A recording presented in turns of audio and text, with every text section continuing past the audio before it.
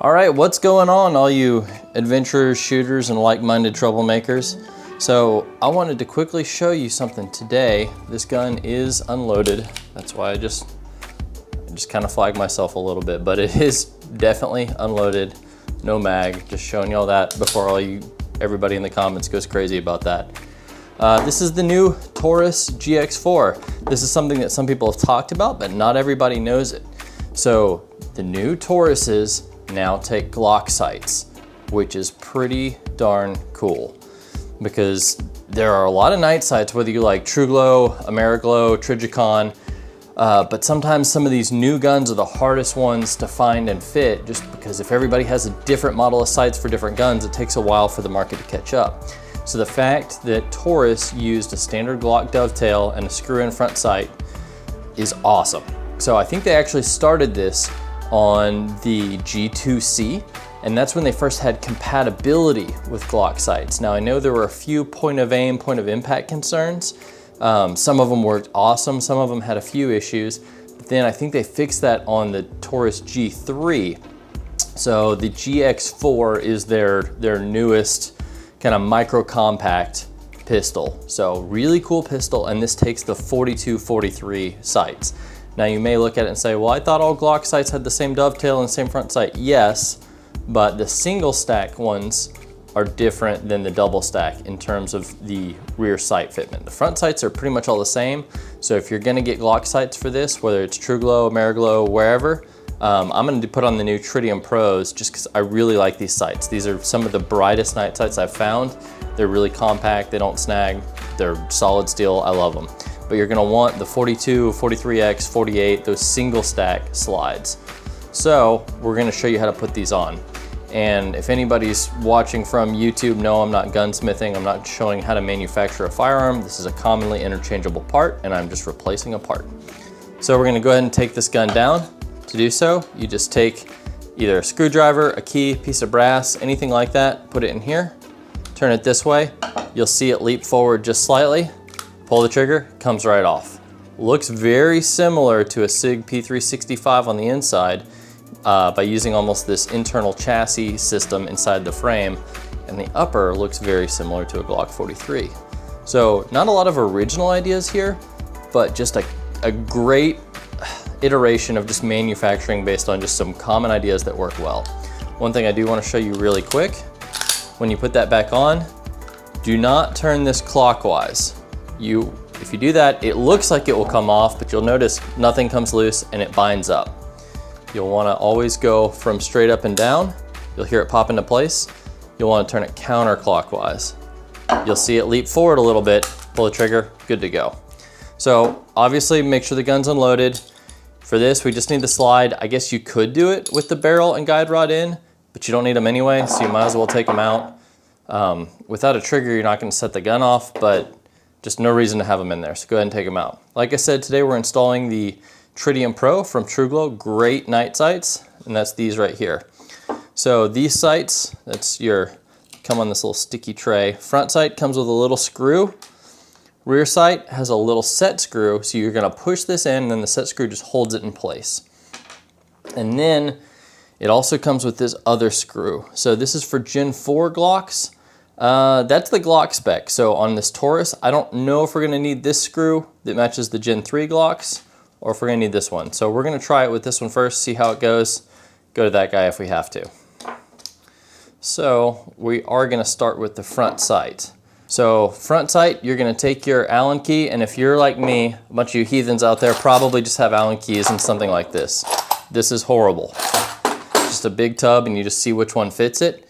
In case you're wondering, I tried the 3/32, had a hell of a time with it before realizing, oh, this is made in Brazil. It's probably metric, and it is. It's a 2mm hex. You're gonna take that, you're gonna loosen up, there's a little screw down inside of there. You're gonna loosen that up. See my sight spinning? You're gonna hold your sight just so it won't spin on you. Or once you get it loose, you can probably just hold the screw and then spin the sight. So the front sight, just unscrews. So the sight itself, sight body is threaded. The screw comes out the bottom. So we're just going to dump that out.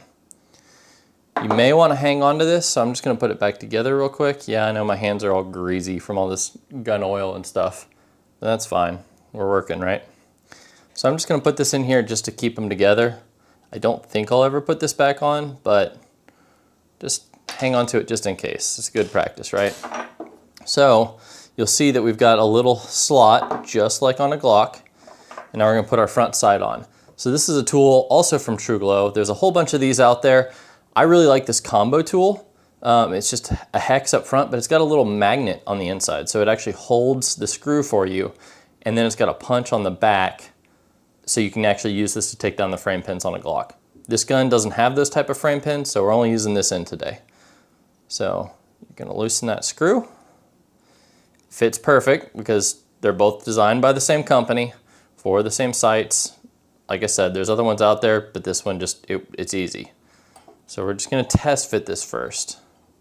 When we actually install it, we're going to use some of this Loctite, but right now, just want to make sure it all works before we lock it down, right?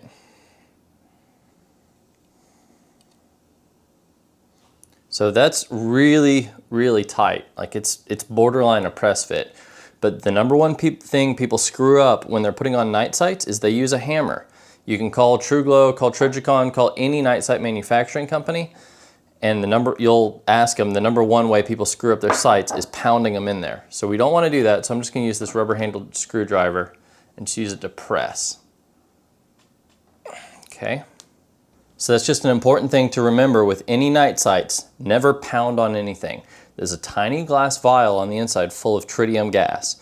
It's super strong when it's installed on the slide, but if you're ever pounding directly on the sight, that's how you're going to break it. So I was able to force it in there.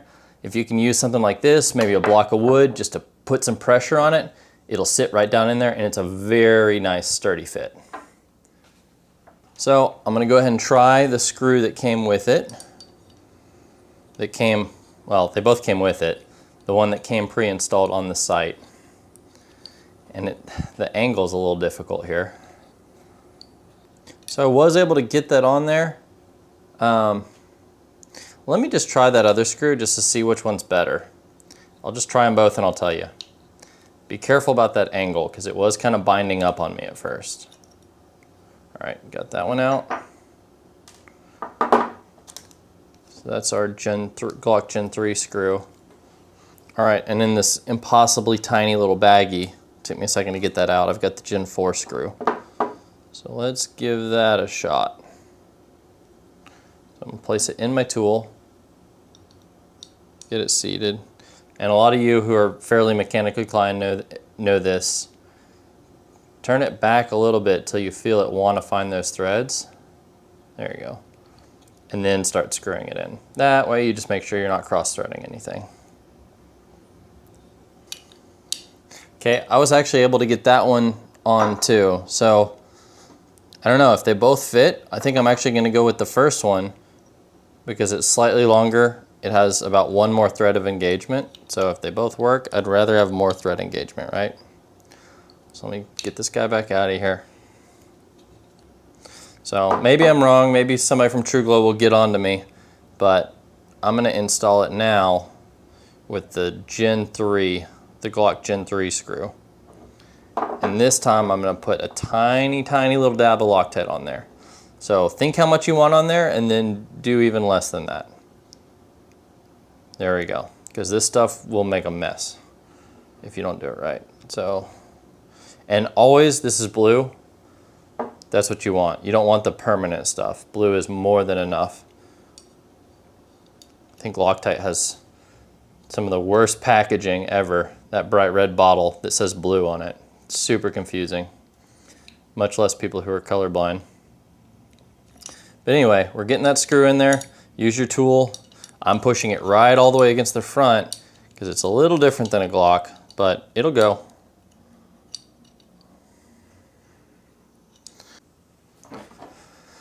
Alrighty, we got it in there. Let's make sure the barrel fits just to make sure we didn't do anything stupid. Looks like it fits fine. I don't feel it dragging one bit, so Cool. We got our front sight on.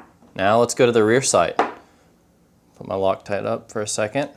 So the rear sight is just a dovetail. A dovetail rear sight design is fairly common. So for that, I'm going to use this awesome tool by Real Avid. So there are Glock sight tools, but what's super cool about this Real Avid tool is you can use it for anything with a dovetail. A lot of them, you have to line up a plate with these rails where your slide would normally fit on the rails of the gun, and you have to have different plates. Like the MGW is kind of the industry leading tool, and it comes with all these different, they call them shoes, these little plates. But what's awesome about the Real Avid tool is it doesn't need these plates at all. So you take this, push it down, turn these big knobs on top, that kind of lets the pressure up. So you see it sits nice and high now. So we can go ahead and get our slide in there. So I'm going to use these little side knobs to hold down on the slide.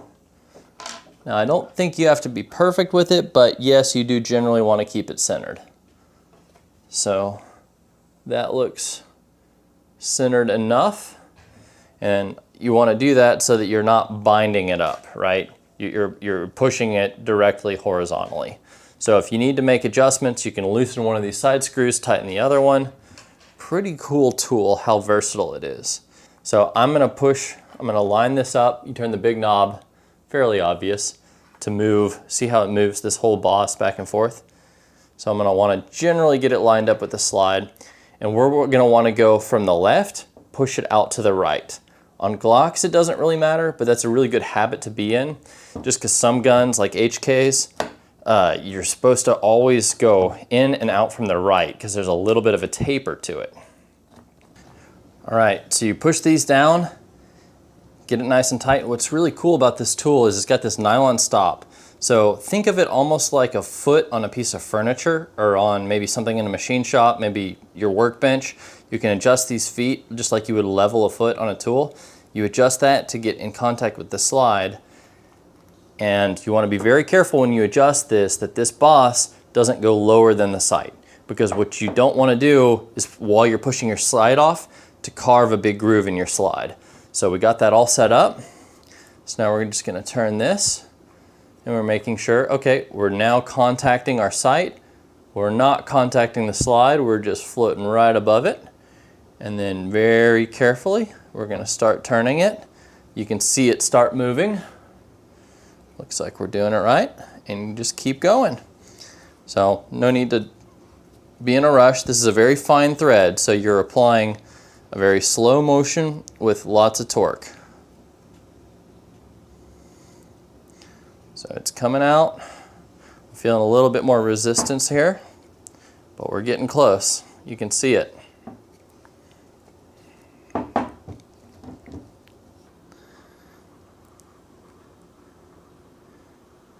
All right. And there she goes. All right, so we've got our Truglo replacement sight here. You'll notice there's a little set screw on the top. So when you buy these sights, it comes with this instruction card, which is for Glocks, but most of it still applies. They talk about the rear sight installation. Basically, they're just saying use the hex tool that it comes with. Make sure that you back this set screw out a little bit. There we go. So I'm just going to completely remove it because I do want to use Loctite. So I'm going to remove that little bitty grub screw. We're going to put that in later. And the reason you don't want that in there is you don't want it hanging down, carving a groove in your slide. So now that we've got this out, I think we can take a look at going ahead, moving the sight pusher. I'm just going to use this screwdriver, just kind of lift it into place so my fingers aren't in the way. So you can see what I'm talking about. So you're going to get it lined up in the dovetail here.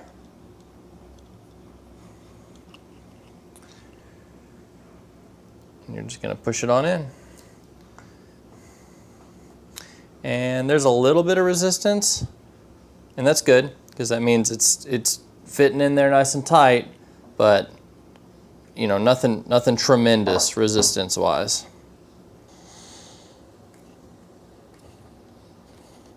So I'm definitely feeling quite a bit more resistance now, just because I'm pushing metal on metal. But we're getting very close.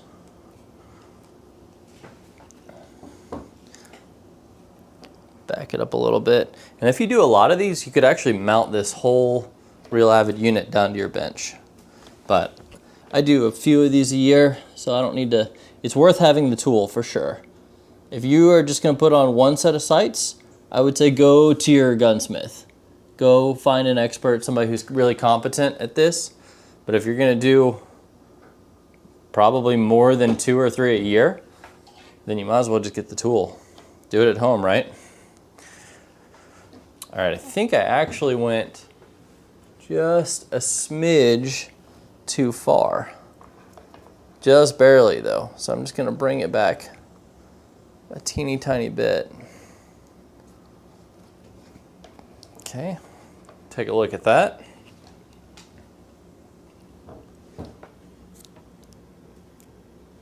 All right, that looks fantastic.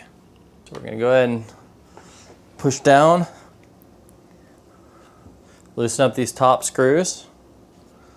So we're taking the tension off of the slide from the top. So this will allow that boss to float over the top. See how it comes up like that? I'm just gonna push it back down, get these real loose. Okay, now we can unlock these side screws.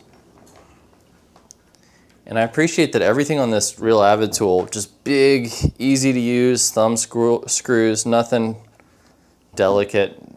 It's just great for people like me who kind of manhandle stuff a little bit and you need something just really rugged. We'll loosen up the top just a little bit more. Alrighty, go ahead and pull it out. Set our tool aside, and there we go. We've got those sights on there. I think I did a really good job of centering that up. I'll go to the range, and that's how I'll really be able to tell. I may need to adjust it a teeny bit, but for a tiny compact pistol like this, I mean, we're talking pretty short distances anyway. But I think that looks good. So there's just one last step. Take that little set screw that you took out of the rear sight earlier, make sure to apply your blue Loctite, and let it cure for 24 hours before firing the pistol. I hope you guys enjoyed this video and found it helpful. Now you can take this compact, affordable, great little pistol and tap into the whole world of Glock aftermarket sights, including tritium night sights. Hope you found this helpful. Good luck with your installation. Until next time, stay safe, be free, and never stop seeking adventure.